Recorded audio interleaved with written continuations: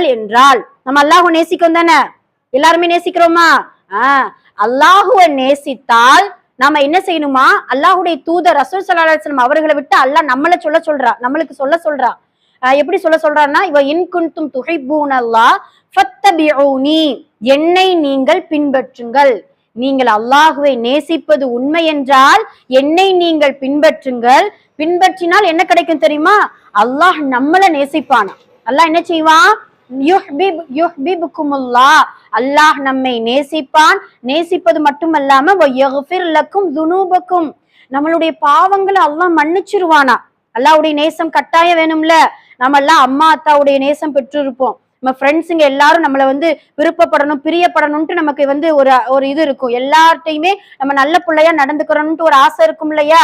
எல்லாருமே நம்மள என்ன செய்யணும்? யோ இந்த பிள்ளையா, அதெல்லாம் நல்ல பிள்ளை, எனக்கு ரொம்ப பிடிக்கும் அப்படின்ட்டு எல்லாரும் சொல்லணும்ட்டு விருப்பப்படுறோம்ல. ஆனா